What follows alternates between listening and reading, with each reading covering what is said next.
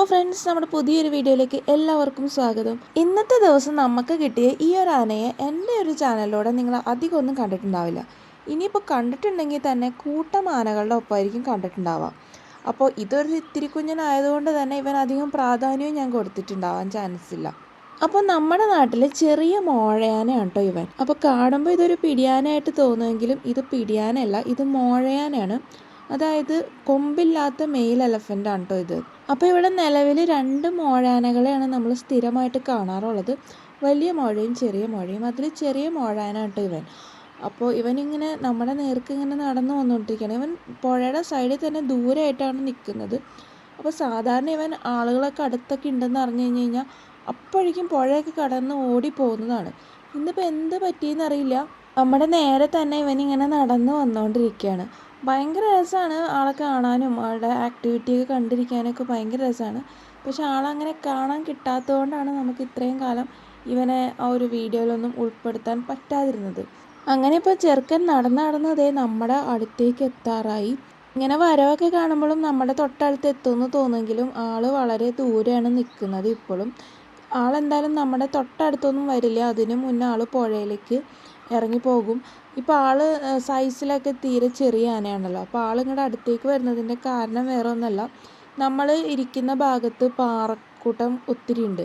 അപ്പോൾ അതുകൊണ്ട് തന്നെ ഇവന് ദേഹം നനയാതെ വേഗം അക്കരെ ഭാഗത്തേക്ക് എത്താൻ പറ്റും. ഇപ്പോൾ അവൻ ഇറങ്ങി വന്ന വഴിക്കാണ് ഇറങ്ങണമെന്നുണ്ടെങ്കിൽ അവൻ ഒരുപാട് ദൂരം നീന്തിയൊക്കെ പോകേണ്ടി വരും. അപ്പോൾ അത്രയും റിസ്ക് ഒന്നും എടുക്കാൻ നമ്മുടെ ഈ ഒരു ചെറുക്കന് താല്പര്യമില്ല, ഇച്ചിരി മടിയൊക്കെ ഉണ്ടെന്ന് തോന്നുന്നു.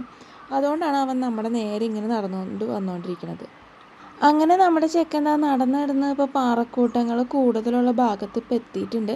അപ്പോൾ ഇത്രയും ദൂരം നടന്ന് വന്നതുകൊണ്ട് തന്നെ നമ്മുടെ ചെക്കന് അത്യാവശ്യം ക്ഷീണവും വിശപ്പൊക്കെ ഉണ്ട്. അപ്പോൾ അതുകൊണ്ട് തന്നെ വന്ന ഉടനെ തന്നെ കുറച്ച് പുല്ലൊക്കെ പറിച്ച് തിന്നതിന് ശേഷം പുഴയിൽ ഇറങ്ങാമെന്നാണ് തോന്നണം അവൻ വിചാരിക്കണേ.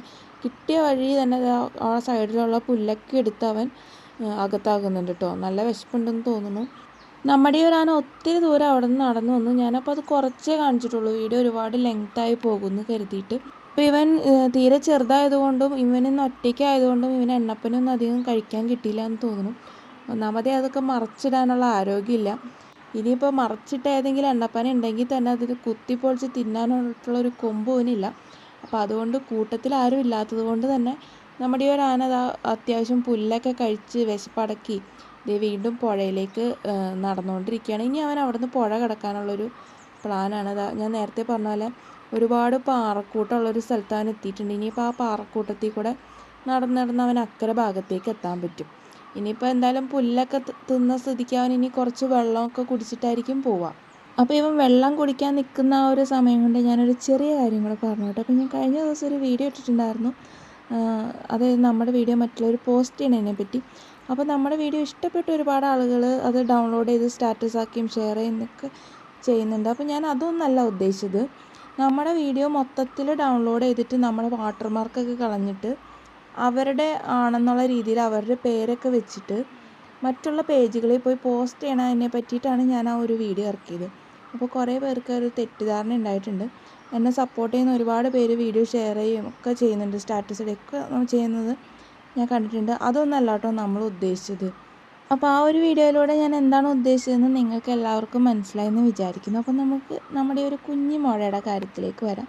അപ്പോൾ നമ്മുടെ ആന പാറപ്പുറത്ത് നിന്ന് വെള്ളം കുടിക്കുകയാണ്. അപ്പോൾ അവന് പുഴയിൽ നിന്ന് കുറച്ച് നടുഭാഗത്തേക്ക് എത്തിയിട്ടുണ്ട്. അപ്പോൾ നേരത്തെ പറഞ്ഞ പോലെ കണ്ടില്ലേ, നിറയെ പാറകളാണ്.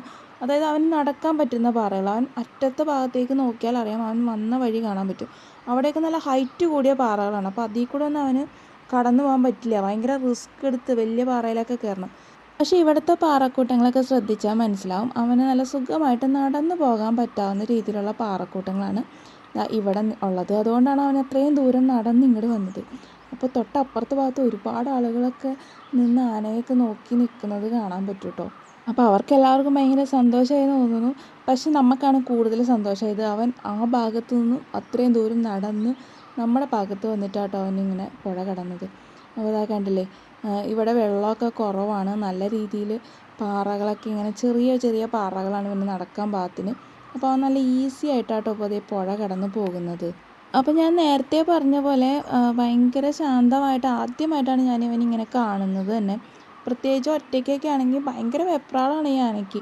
എങ്ങനെയെങ്കിലും ഒന്ന് കയറിപ്പോയാൽ മതി എന്നുള്ള രീതിയിൽ. ഇനിയിപ്പോൾ കൂടെ മറ്റുള്ള കൊമ്പന്മാരുണ്ടെങ്കിൽ തന്നെ ഇവന് ഭയങ്കര ഒരു എന്താ പറയുക, ഒരു പ്രത്യേകതയാണ്. ഞാൻ ഇതിന് മുന്നുള്ള വീഡിയോയിലൊക്കെ ഇവനെ ശ്രദ്ധിച്ചാൽ മനസ്സിലാവും. മറ്റുള്ള ആനകളെക്കാൾ കൂടുതൽ ഒരു ആക്ടിവിറ്റി ഇവന് കൂടുതലുണ്ട്. എത്രയും വേഗം ഒന്ന് കടന്നു പോകണം ആൾക്കാരുടെ ഇടയിൽ നിന്നുള്ള രീതിയിൽ. പക്ഷേ ഇന്ന് ഭയങ്കര കൂളായിട്ട് ഭയങ്കര റിലാക്സ് ആയിട്ടാണ് നമ്മുടെ ആന ഇവിടെ കടന്നു പോയിക്കൊണ്ടിരിക്കുന്നത്. അപ്പോൾ അതുകൊണ്ട് തന്നെ ഇവൻ്റെ ഒരു നല്ല വീഡിയോ നമുക്ക് എടുക്കാനായിട്ട് സാധിക്കുകയും ചെയ്തു. അവൻ എന്താ പുഴയുടെ നടുക്കെത്തി, എന്നിട്ട് അവൻ്റെ ദേഹം ഒരു തുള്ളി പോലും നനഞ്ഞിട്ടില്ല. അപ്പോൾ അവന് കറക്റ്റായിട്ട് അറിയാം ഈ ഒരു ഭാഗത്ത് വന്ന് പുഴ കടന്നു കഴിഞ്ഞ് കഴിഞ്ഞാൽ അവൻ്റെ ദേഹം നനയില്ല, അവന് ഈസി ആയിട്ട് അപ്പുറത്തെത്താമെന്ന്. അപ്പോൾ എന്തായാലും എന്താ പുഴയിലൊക്കെ വന്നിട്ട് കുറച്ച് പുല്ലൊക്കെ തിന്നിട്ട് പോകാമെന്നാണ് നമ്മുടെ ആശാൻ വിചാരിച്ചിരിക്കുന്നത്. അപ്പോൾ ചെറിയ ചെറിയ പുല്ലൊക്കെ പറിച്ച് അതിൽ ആ മണ്ണൊക്കെ തട്ടിക്കളഞ്ഞിട്ട് ഇനി അവൻ അവിടെ നിന്ന് തിന്നും. അപ്പോൾ അവൻ നേരത്തെ പുല്ല് തിന്ന ഭാഗത്ത് കുറച്ച് പുല്ലുകൾ മാത്രം ഉള്ളായിരുന്നു. അപ്പോൾ അതുകൊണ്ട് അവൻ കുറച്ച് നീങ്ങി ഇപ്പുറത്തെ ഭാഗത്തേക്ക് വരാണ്. അപ്പോൾ അവിടെ കുറച്ചധികം പുല്ലുണ്ട്. നേരത്തെ പറഞ്ഞ പോലെ അവൻ ഒരുപാട് ദൂരം നടന്നൊക്കെ വന്നാണല്ലോ. അപ്പോൾ അതിൻ്റെ ആ ഒരു ക്ഷീണമൊക്കെ മാറ്റിയിട്ട് പോകാമെന്ന് കരുതും. അപ്പോൾ നമ്മുടെ ഈ ഒരു ആനകൾ പുല്ല് തിന്നുന്ന രീതിയും വളരെ ശ്രദ്ധിച്ച് നോക്കിക്കഴിഞ്ഞാൽ മനസ്സിലാവും. ആ പുല്ലൊക്കെ പറിച്ചിട്ട് അതിനകത്ത് ആ മണ്ണൊക്കെ തട്ടിക്കളഞ്ഞിട്ടാണ് ആ പുല്ല് അവർ കഴിക്കുന്നത് പോലും. ഇതാ കണ്ടില്ലേ, തട്ടി തട്ടി ആ മണ്ണൊക്കെ കളയാണ്, എന്നിട്ട് അവൻ അത് തിന്നും.